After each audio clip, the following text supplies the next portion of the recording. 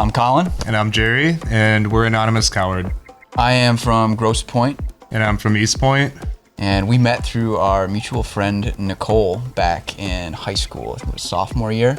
Sounds about right. So way back. I mean, I've been working on my own for a little while. I was living in New Orleans for 5 years, and I've been in contact with Jerry the whole time. I moved back into town, and the math adds up. I think that's synergy.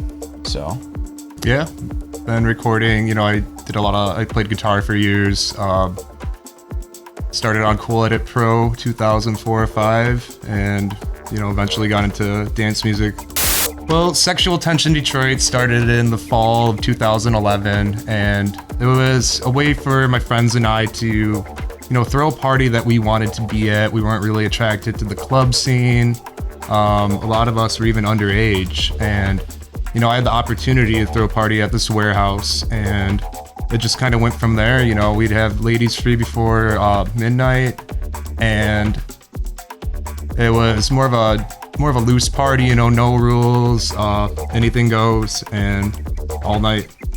That lasted for about half a year, and then we eventually moved to the clubs. I got a residency over at Temple Bar. Shout out to George. He's doing great things. Temple Bar was great. I did that for about 3.5 years. Around that, shortly after I got that residency, I met up with Dustin Alexander, Pontchartrain, and we started playing back to back. And it was when he just moved to Detroit, and he wasn't playing the disco yet, but I knew he had he was one of the only guys into the disco edit thing, and we kind of naturally just picked it up and started playing back to back, and it felt right. I'd say, John Ryan introduced me to a lot of the stuff. I did a group with him called Bathroom Culture with him and Griffin Skillion, and we'd have some pretty wild club nights going. We did basically any venue we could. We've had parties at police stations, we've had parties at the clubs, we've had parties at restaurants that no one, the waiter wouldn't even accept us to sit down at the table, so. Well, it's a handle for certain internet forums for people to post anonymously. There are a number of them, but yeah, a lot of the more controversial stuff or more deeper end. I know Godlike Productions is one of them. They're way out there. Yeah, they're more conspiracy. They're way out there, way out there. But it's that kind of posting behind anonymity. It's just it's an aesthetic, I guess.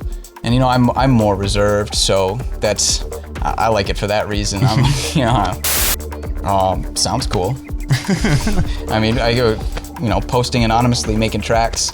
We're not making it all about who we are. Yes, we're just playing the music. Yeah. We're anonymous cowards.